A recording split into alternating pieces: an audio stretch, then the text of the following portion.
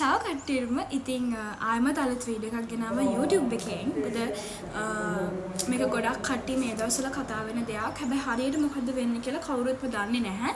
නිසා මම හිතුවා මොකද මම ඒ ડોකියුමන්ට්ස් එම්බසි එකට බාර දෙච්ච නිසා ඔයාලත් එක්ක ෂෙයා කරගන්නවා කියලා. ඒ තමයි අපේ ලංකාවේ ලයිසන් එක ඉතාලි ලයිසන් එකට මාරු කරගන්න වැඩි. ඉතින් මම අප්‍රේල් 10 වෙනිදා මිලානෝ එම්බසි එකට ගිහිල්ලා මගේ වැඩේ කරගත්ත මගේ ડોකියුමන්ට්ස් බාර දුන්නා. ඉතින් මං හිතුවා එවෙලෙ වෙච්ච දේවල් සහ එතනට යන්න ඔයාලා ගාව තියෙන ඕන සුදුසුකම්, එතකොට ඔයාලා ගෙනියන්න ඕන ડોකියුමන්ට්ස් මේ ඔක්කොම එක වීඩියෝ එකකින් දානවා කියලා. ඉතින් මගේ එවෙලෙ ඔයාලට එවෙලෙ අප්ඩේට්ස් ගන්න TikTok ෆලෝ කරලා තියාගන්න මගේ. මොකද ආයමත් සැරයක් මම දාන TikTok name එක ප්‍රොෆයිල් එක. ඉතින් මොකද ආයමත් කියන්නේ දැන් මේ වීඩියෝ එක බලද්දී ඔයාලා ගොඩක් ලේට් වෙන්නත් පුළුවන්. ඒ නිසා මොකද මේ වීඩියෝ එක එඩිට් කරලා දාද්දී ලේට් වෙන්නත් පුළුවන්. ඒ නිසා මම හිතුවා ඔයාලා ෆලෝ කරගන්න මගේ TikTok. එතකොට බය වෙන්න දෙයක් නෑ. මම එම්බසින් දැකපු ගමන් ටග් ගාලා ඔයාලත් එක්ක ෂෙයා කරගන්න නිසා. ඉතින් මම මේ වැඩේ මුලින් ඉඳලා මේ වෙනකම්ම වීඩියෝස් දාලා හිටියා. ඉතින් ඒ නිසා මම හිතුවා YouTube එකේ ඉන්න කට්ටියටත් එක වීඩියෝ එකක් දාන්න ඕනේ කියලා ෆුල් වීඩියෝ එකක්. මොකද මම සක්සස් වුණ නිසා මම මගේ ડોකියුමන්ට්ස් බාර දුන්න නිසා.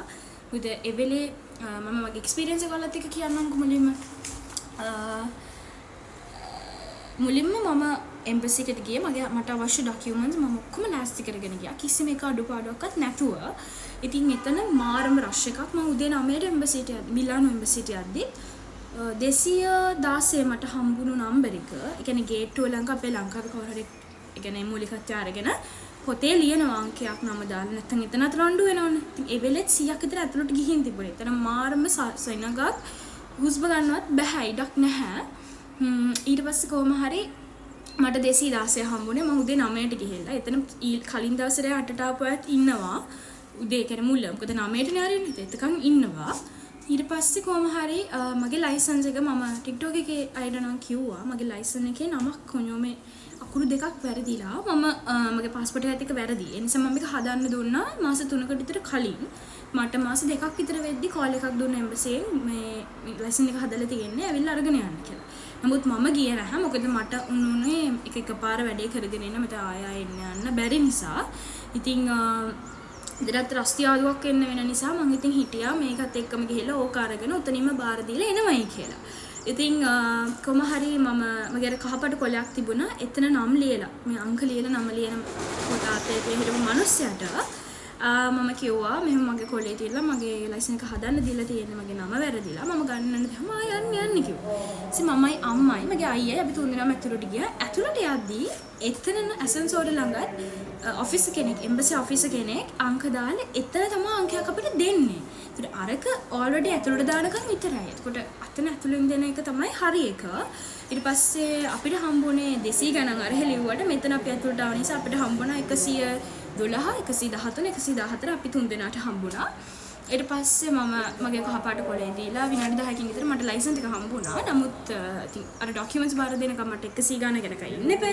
ඉතින් මම අපි ඔක්කොමලා එතන ගොඩක් අය මාත් එක්ක ඇවිල්ලා කතාත් කරා. ඉතින් සමහරව අඳුරගෙන තිබුණා. ඉතින් ඒකටත් thank you so much කතා කරපු හැමෝටම. ඉතින් එතන කට්ටියත් එක්ක කතා බහ කරලා එතනට ගියාම තව ડોකියුමන්ට්ස් ෆොටෝකොපි කරන්න කියනවා. ඒ නිසා මම හිතුවා නෑ නෑ මම දැන් ඔක්කොම ටික කියනවා. එතකොට මේ කට්ටියට යද්දි දැන් අලුතෙන් යන කට්ටියට හරියට හදාගෙන යන්න පුළුවන්. එතන ෆොටෝකොපි මැෂින් එකක් තිබුණ නිසා මම හිතන්නේ සෑහෙන මිනිස්සු වගේ නොදැන ඇවිල්ලා හරියට කොපීස් ගත්තා. ඒ සල්ලි දාන පෙට්ටිය හොඳටම ෆුල්. ඒ කියන්නේ එච්චරටම ෆොටෝකොපිස් ගැහුවා එතන. මම දන්නේ සෑහෙන ගාණක්. ඉතින් එතන පිරිලා ෆොටෝකොපි ගහන්නත්. ඉතින් මට ඔයාලට කියන්න තියෙන්නේ එතන උණු දේ. ඔයාලා මට හිතෙනවා චුට්ටක් වේලාසන යන්න. මොකද කොච්චර වේලාසන ගියත් කොහොමත් ඔය විදිහටම රෂ් එක තියෙනවා තමයි. නමුත් ඔයාලා චුට්ටක් වේලාසන ගියොත් ඔයාලට ඉක්මනට එළියට එන්න පුළුවන්. අපිත් එක්ක මාත් එක්ක කතා කරා කිහිප දෙනෙක්ම. ඉතින් එක්කෙනෙක් කිව්වා ඒ අක්කා 140 ගණන් අනිත් එක්කෙනා එයාගේ යාළුවා 200 ගණන් 217 හරි ඔන්න ඔහොම.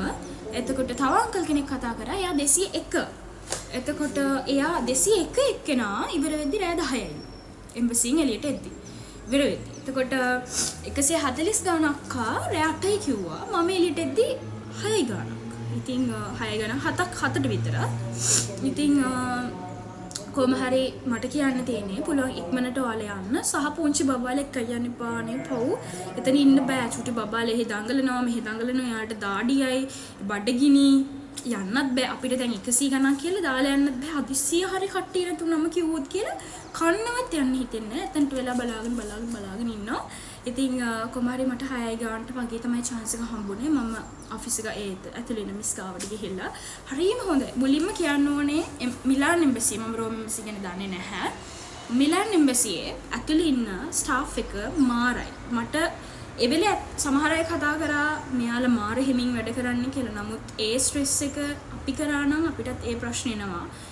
එක අකුරෙන් අකුර හැමදේම චෙක් කරන්න ඕනේ. එතකොට හැම ඩොකියුමන්ට් එකක්ම දැන් අපිට දිනන්නේ අරන් එන්න කියලා ලියකිවිලි වගේක්. එතකොට ඒ අවශ්‍ය ඩොකියුමන්ට්ස් ඔක්කොම යාලා චෙක් කරලා ගන්න ඕනේ. නැත්තම් අපරාධනේ ආයේ ගිහිල්ලා ඩොකියුමන්ට්ස් රිජෙක්ට් වුණොත් එහෙම. ඒ නිසා යාලා මාරම විදිහට ඒව චෙක් කරනවා. ඒ වගේම මට එකක් මතක් කරන්න ඕනේ. මට එක ආන්ටි කෙනෙක් ඇවිල්ලා කිව්වා පුතේ මේක ඔයාගේ වීඩියෝස් වල දාන්නමයි කියලා. එයාගේ නම මාලි කියලා ආන්ටි කෙනෙක්. එයා සිංගර් කෙනෙක්. මම හිතන්නේ එයා මිලාන් වල හරි කොහේ හරි ඉන්නේ. මට එහෙම තැනක් මට මතක නැහැ. ඒ ආන්ටිගෙත් නම වෙනස්. මොකක් හරි ලයිසන් එකේ නමයි පාස්පෝර්ට් එකේ නමයි වෙනස්. හැබැයි එයා දැන් ඒ වෙලේ අපිට දාලා තිබුණා ඒ ඩොකියුමන්ට් වල උප්පැන්න ගෙනවත් පුළුවන් කියලා. නමුත් ඒ ආන්ටි උප්පැන්න දැකලා නැහැ. මම ඒ විස්තර ඔක්කොම වලට කියන්න. නමුත් ඒ ආන්ටි උප්පැන්න ගෙනල්ලා තිබුණේ නැහැ. ඉතින් ඒ ඔෆිස් කියලා තිබෙද නැත්නම් හිටිය මිස් කෙනෙක් කියලා තිබුණා. මේ වෙලේ ගොඩක් සෙනග එළියේ. ඒ නිසා මේක හදන්න ෂොටක් වෙලා යන නිසා ඔයා වෙනදා ඊළඟ දවසේ ඇවිල්ලා හදාගන්න කියලා. නමුත් ඒ ආන්ටි කියලා මම ගොඩක් දුරේ ඉඳලා ආවේ. මට දෙවෙනි පාරේ එන්න බෑ. චුට්ටක් ඉන්නවද මම WhatsApp එකෙන් සිනියෝරට කියලා ඒවා ගන්න මගේ උප්පැන්නේ එහෙම කියලා. ඇත්තමයි ඒ ආන්ටි මට කියනවා මාරම හොඳ මිනිස්සු ඉන්නේ මේ ඇතුලේ.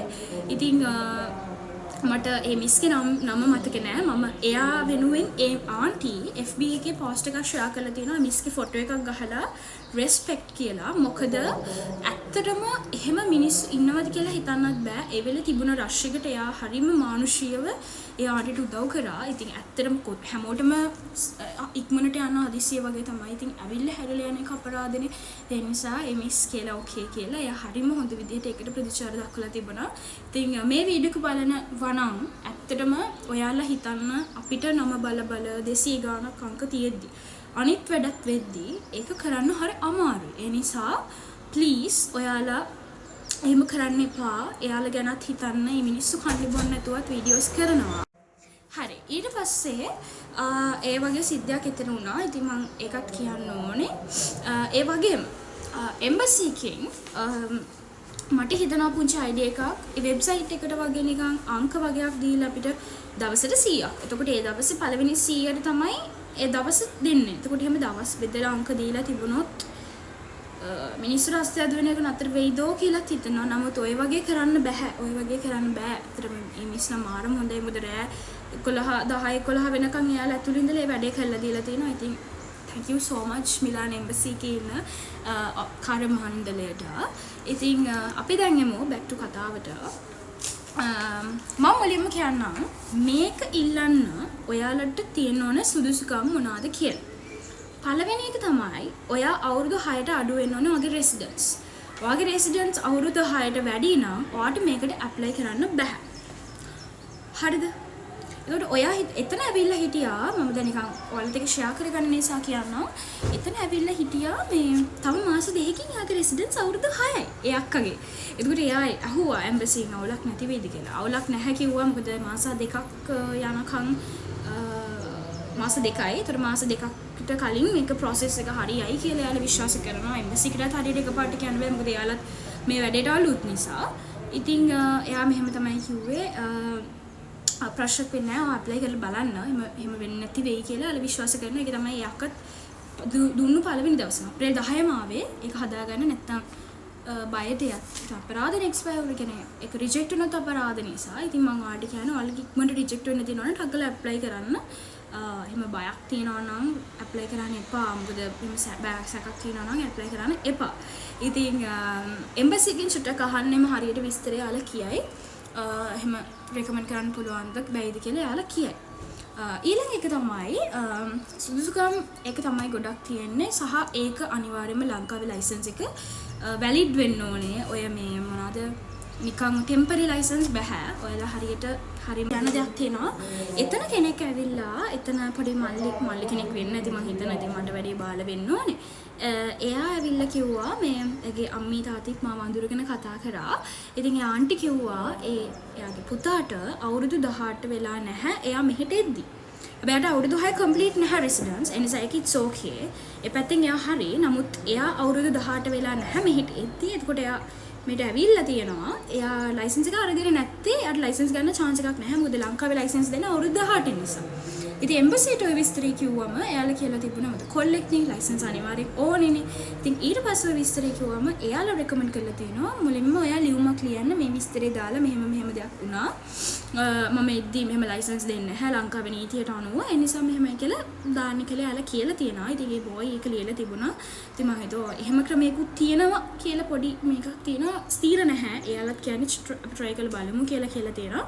ඉතින් මම ඔයාලටත් කියන්නේ පොඩක් try කරලා බලන්න. ඒ වගේ අයටත් පොඩි chance එකක් තියෙයි කියලා. නමුත් ඒ අයියාගේ අවුරුදු 6ක් අඩුයි රෙසිඩන්ස්. it's okay. හරිද? හරි. ඊට පස්සේ මං කියනවා ඔයාලා එම්බසි එකට යද්දි අරගෙන යන්න ඕන ඩොකියුමන්ට්ස් මොනවද කියලා. පළවෙනි එක ඔයාලා පාස්පෝර්ට් එකේ 2 3 4 5 පිටු වල කොපීස් අරගෙන යන්න. ඒ වගේම රීදුරු බලපත්‍රය කොපීස් දෙකක්. ඒක එල්ලාජ් ක්‍රමයට තමයි ගන්න ඕනේ. කියන්නේ A4 size එකකින් භාගෙට තමයි ඉස්සරහයි පිටිපස්සේ පැත්ත ගන්න ඕනේ. සහ යාලා විශේෂයෙන් කියලා තියෙනවා එකම කොලේ ඉස්සරහයි පිටිපස්සෙයි ගන්න එක පැත්තටම නිකන් තව කොලයකටවත් එහා පැත්තටවත් ගන්න එපා කියලා. ඒ වගේම පර්මසස් සෝජෝන් එකේ කොපි එකක් ඕනේ. ඉතාලි ඩෙන්ටිටි එකේ ඉතාලි ID එකක් ඉල්ලුවා. ඒ වගේම එකේ කොපි එකකුත් ඉල්ලුවා. ඒ වගේම තමයි මෙන්න මේ ඩොකියුමන්ට් එක. අම්මෝ මිනිස්සු ගොඩාරියක් හැල්ලා ගියා. එම්බසි එකෙන් හවස 4ට විතර තමයි චෙක් කරන්න ගත්තේ. මොකද ගොඩාක් අය හිටියා. එයාලා හරි යනවා. ඊට පස්සේ එම්බසින් එළියට ඇවිල්ලා එයාලා කිව්වා අපිට චුට්ටක් ඔය ඩොකියුමන්ට් එක පෙන්නන්න ඔයාලා ඇවිල්ලා. මොකද අපරාධ එතනට වෙලා ඉන්නේ තව රෑ වෙනකන් අංග තියෙන අය තව රෑ වෙනකන් ඉන්නවනේ. රිජෙක්ට් වුණොත් එහෙම. ඉතින් එයාලා කියනවා අපිට දාන්න පුළුවන්. නමුත් රෝම් වලින් රිජෙක්ට් කරයි කියලා තමයි එයාලා ගොඩක් කිව්වේ. ඉතින් එයාලා මාරම ෆ්‍රෙන්ඩ්ලි එම්බසි මන්නම් මාර්ම ෆ්‍රෙන්ඩ්ලි යාලා. ඉතින් මේ සර්ටිෆිකට් එක කොමුනෙන් ගන්න ඕනේ හිස්ටොරිකල් සර්ටිෆිකාට් ද රෙසිඩෙන්ස් ස්ටෝරිකා කියන එක. මේ එක කොමුනෙන් මම ගත්තේ. මට යූරෝ 10ක මුද්දරයක් විතරයි අරගෙන යන්න ඕනුනේ. යාලා 755ක් ගත්තා. මට ඩොකියුමන්ට් එක සයින් කරලා සීල් එක ගහලා දුන්නා. ඉතින් ඒකේ විශේෂයෙන් දැන් එම්බසියේ වෙබ්සයිට් එකලත් ඒ ගැන විස්තරයක් වෙනම පෝස්ට් එකක් දාලා තියෙනවා. මම TikTok එකේ යාලත් එක්ක ෂෙයා කරගත්ත ටක් ගාලා මුත් දැන් YouTube එකේටත් මම කියන්නේ ඒක ගද්දී ඔයාලා කුමුනේ ඉන්න ඔෆිසට කියන්න මම ලංකාවේ ඉඳලා ආපු ඩේට් එක. එතකොට මම ලංකාවේ ඉඳලා ආවා. සහ ඒකේ ඔයා කලින් තව රෙසිඩන්ස් කොහේ හරි දාලා තියෙනවා නම් ඒව ලිස්ට් එකක් විදිහට මේකේ තියෙන්න ඕනේ. එහෙම නැත්නම් මේක රිජෙක්ට් වෙනවා. ගොඩාක් එම්බසියෙන් හරවල යවු අපරාධ නිසා රිජෙක්ට් වුණොත් ආය අපරාධන යූරෝ 119ක් දෙනවා මේ වැඩේට. ඒ නිසා ඒක අනිවාර්යෙන් තියෙන්න ඕනේ කියලා යාළ වෙනම කිව්වා. අපි ඇවිල්ලත් ඔෆිසර් මමත් මගේ කොලේ පෙන්නනවා. ඔෆිස් එකේ it's okay මේක හරි කියලා. මොකද මගේ තියෙනවා ආවදිනේ සහ දා ශ්‍රී ලංකා කියලා අන්තිමට තියෙනවා මැදින්. ඒ මැද තියෙන වාක්‍ය ටිකේ තියෙනවා. ඉතින් මම චුට්ටක් කියන්නේ ඔයාලට ඒක අරගත්ත නම් ඔයාලා යන්න කලින් චුට්ටක් ඒක බලන්න. එම්බසිට ෆොටෝ එකක් දාලා හරි යාළගෙන් අහන්න. දන්න කෙනෙක්ගෙන් හරි අහන්න ඩොකියුමන්ට්ස් බාර දුන්න. මොකද අපිට යාළට කියලා දුන්න මෙහෙම වෙන්න ඕනේ කියලා. ඉතින් ඒක චුට්ටක් පොඩ්ඩක් වැඩිපුර ඒක ගැන කියන්න කියලා මට කියන්න හිතෙනවා. සහ ඒකේ මේ ඇප්ලයි කරන කෙනාගේ පළවෙනි ලියාපදිංචියේ ඉඳලා දැන් පදිංචි ස්ථානය වෙනකල් ලයිස්තුගත කරන්න ඕනේ. ඒ වගේම ඒක ශ්‍රී ලංකාවෙන් සංක්‍රමණය වෙච්ච දිනේ අනිවාර්යෙන් තියෙන්න ඕනේ. ඔයාට ඕන විදිහට ඒ විස්තර ටික දාලා කොමුනට කියලා මේ ඉල්ල ගන්න පුළුවන් සර්ටිෆිකට් එකලු. නමුත් මම මුකුත් කිව්වේ නෑ. මම එතකොට ඔය නීතිය දන්නෙත් නෑ. මම ගිහිල්ලා ගත්තේ හිනම කලින්. එතකොට මගේ රෙසිඩන්ස් තිබේ මැයි. ගිය අවුරුද්ද මැයි. අවුරුද්දක්වත් නැහනේ අවුරුද්දක්වත්. එහෙම තමයි මම ගත්තේ. ඉතින් ඒව තමයි ඒ තියෙන්නේ. ඊළඟට අන්තිම එක ඔයාලගේ ලයිසන්ස් එකේ පාස්පෝර්ට් එකේ අකුරක් වැරදි නම් ඔයාලා ඔයාලගේ උපැන්න සහතිකය අරගෙන යන්න. එතකොට ඒක අවුලක් වෙන්නේ නැහැ. මොකද මම අර කලින් කිව්වා වගේ අර ආන්ටිට වෙච්ච දේත් එයා උපැන්න ගෙනත් තිබුණේ නැහැ. නිසා ප්‍රශ්නයක් වුණා. ඒ නිසා උපැන්නේ අරගෙන යන්න. ඉතින් ඒ ටික තමයි තියෙන්නේ. ඒ වගේම ඔයාලට යූරෝ 105ක් යනවා මේ ඩොකියුමන්ට් වැඩේට. ඒ වගේම ඔයා මිලාන් එම්බසිට යන කෙනෙක් නම් ඔයාට මිලාන් වලින් මේ වැඩේ වෙන්නේ නැහැ. මිලාන් වලින් රෝම් වලට යනවා. රෝම් වලින් තමයි අපිට ගෙදරට එන්නේ. ඒ යන කොරිය charge එක යූරෝ 14ක්. මුලින් 12ක් කියලා තිබුණා. පස්සේ යාලා 14ක් කියලා දාලා තිබ්බා. ඉතින් ඔක්කොටම වෙන්නේ යූරෝ 119යි. එම්බසියෙන් කලින් කියලා තිබුණා කාඩ් පේමන්ට්ස් ඕකේ කියලා. බට් ඊට පස්සේ මම ඊයේ ගියා 10 වෙනිදා ගියාට පස්සේ එතන කාඩ් බෑ කියලා ගොඩක් අය දිව්වත් එක්ක ආයෙමත් සල්ලි අරන් යන චුටක් දුර යන්නත් ඕනේ. එනිසා ආලා යූරෝ 119ක් අරන් යන්න. එම්බසියෙන් යූරෝ එකක් ගෙනල්ලා තියනවා වෙනම. මොකද නැත්තම් හැමෝම 120 දෙන නිසා. ඉතින් මම නම් යූරෝ එක එපත් කියලා කිව්වා. ඊට පස්සේ ආලා කිව්වා නෑ නෑ අපි ගෙනල්ලා තියෙන්නේ කියලා. ඉතින් මාර ෆ්‍රෙන්ඩ්ලි. ඇත්තටම මට දෙපාර තුන් පාරක්ම කිව්වා. and ඊළඟට වෙන දැන් අපි ඔය ඩොකියුමන්ට්ස් බාර දුන්නාට පස්සේ අපිට ඊමේල් එකකින් අපේ ඊමේල් එකට තමයි එන්නේ. ඒ නිසා ඔයාලා හරියට ඔයාලගේ ඇප්ලිකේෂන් එකේ ඔයාලට ඇප්ලිකේෂන් එකක් වෙබ්සයිට් එකේ දාලා තියෙනවා. ඒක නැත්තම් මට කමෙන්ට් එකක් දාන්න මම අනිවාර්යයෙන්ම දාන්නම් ප්‍රයිවට් හරි. රෝම් වලට එකක් තියෙනවා, මිලාන් වලට එකක් තියෙනවා. ඒ ඇප්ලිකේෂන් එකේ ඔයාලා අනිවාර්යයෙන්ම ඒ ඇප්ලිකේෂන් එක මේ අරගෙන යන්න. ඇප්ලිකේෂන් එක ෆිල් කරන්න එතන ෆිල් කරන්න හදන්න එපා. එතන ලොකු රෂ් එකක් තියෙනවා. ඔයාලා ෆිල් කරගෙන යන්න හරියට නම් බලලා දවස් බලලා. ඉතින් එහෙම තමයි ඔක්කොමයි. රෝම් එම්බසියෙන් අපිට මොකක් හරි එවනවා ඇත්තේ. ඊමේල් එකට තමයි එවනවයි කිව්වේ. ඊට පස්සේ අපි දෙන ඇඩ්‍රස් එකට තමයි ගෙදරට එනවයි කිව්වා. මගෙන් අහුවා ගෙදරට කැමතිද නැත්නම් එම්බසිට දාන්නද කියලා. මට ගෙදර සේෆ්ටි නැහැ. මොකද අපි දැන් එහෙම යන නිසා ගෙදර කවුරුත් ඉඳී කියලා විශ්වාසයක් නැති නිසා මම කිව්වා නැහැ. එම්බසිට ගෙන්න ගන්න. මට එම්බසියෙන් මෙසේජ් එකක් දාන්නම්. හරි WhatsApp මෙසේජ් එකක් හරි කෝල් එකක් හරි දාන්නම් කිව්වා. එතකොට මට ගිහිල්ලා එම්බසියෙන් ගන්න විතරයි තියෙන්නේ. ඊට පස්සේ ඔයාලට ඊළඟ ක්‍රියාවලිය ඊට පස්සේ ගත්තට පස්සේ මොකද වෙන්නේ? කාඩ් එක අතට එනකම් අපි මොකද කරන්න කියන ක්‍රියාවලිය ඊළඟ වීඩියෝ එකකින් අවශ්‍යයි ඉන්නවනම් කමෙන්ට් එකක් දාන්න. වගේම මේකට වඩා මම ෆලෝ කරන්න මාව TikTok. මොකද මම TikTok එකේ තමයි ගොඩක් ඉන්නේ. මම ගොඩක් ඇක්ටිව්. ඒකේ ගොඩක් කට්ටිය ඉන්න නිසා මම එයාලට එක්ක ලොකු විදිහට ගොඩක් එයාලට එක්ක කතා බහ කරන නිසා එයාලට ටට්ටන් කාලා වීඩියෝස් දෙනවා. ඒ වෙලාවේ අප්ඩේට්ස් දෙනවා. දැන් මේක ගොඩක් මේ ලේට් නිසා. ඉතින් මම TikTok මගේ ප්‍රොෆයිල් එක දාන්නම් ආයෙමත් ඔයාලා ගිහින් ෆලෝ කරගන්න. එතකොට මගේ වීඩියෝස් ඔයාලට ඔල්රෙඩි එනවා. එතකොට ඔයාලට පුළුවන් මේ දේවල් තමයි වෙන්නේ කියන. ඊළඟට වෙන දේවල් දැනගන්න ඕන නම් කමෙන්ට් එකක් දාන්න. එතකොට මම තව වීඩියෝ එකක් දාන්න. එහෙනම් thank you so much මේ අන්තිම වෙනකන් වීඩියෝ එක බලන් හිටපු හැමෝටම. ඉතින් ඔයාලා මාව subscribe කරලා නැත්නම් මගේ channel එක subscribe කරන්න. ඒ වගේම bell icon එක click කරන්න. එතකොට මම වීඩියෝ එකක් දාපු ගමන් ඔයාලට message එකක් උඩින් එනවා notification එකක්. ඉතින් එහෙනම් ගිහින් එන්න. thank you බලන් හිටියාට. ඒ වගේම ඊළඟට ඔයාලට මම wish කරනවා ඔයාලගේ documents වැඩ ඔක්කොම සාර්ථක වෙන්න කියලා. එහෙනම් පිටින් එන්න. bye.